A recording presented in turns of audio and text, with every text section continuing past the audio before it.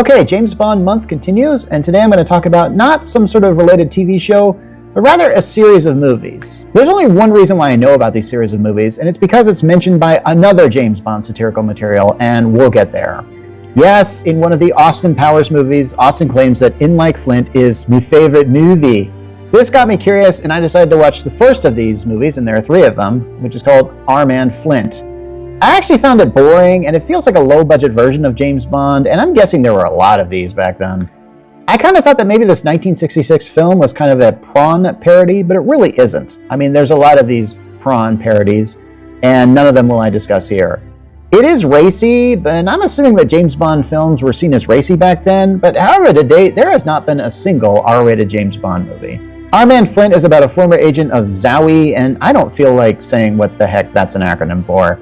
This agent would be Derek Flint, and he's played by James Coburn, who was in many films, but the youngest viewers I have probably know him best as the voice of Waternoose III from Monsters, Inc., one of his last projects, by the way. Anyway, the first film, Our Man Flint, has Derek face off against the Galaxy Organization, and I don't even know what that stands for anything. It's not put in all capitals, but they're led by a trio of mad scientists, which include Dr. Krupov, Dr. Wu, not Doctor Who, and Dr. Schneider.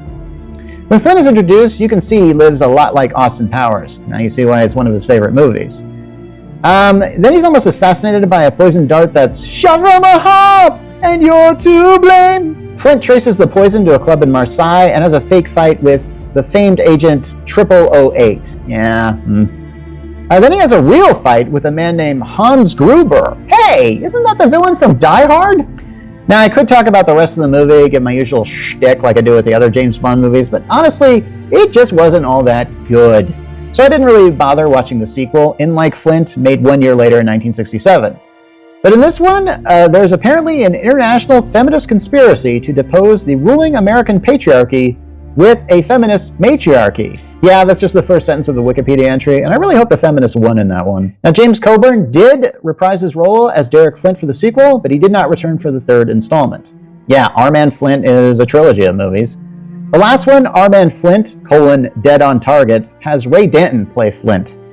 This was a made-for-TV movie released in 1976, and it was intended to be a TV series, but like many backdoor pilots like this, it never got off the ground. In watching Our Man Flint, it's very apparent how Mike Myers was inspired by this film, as well as earlier James Bond films. But I think we can call this franchise Dead on Arrival.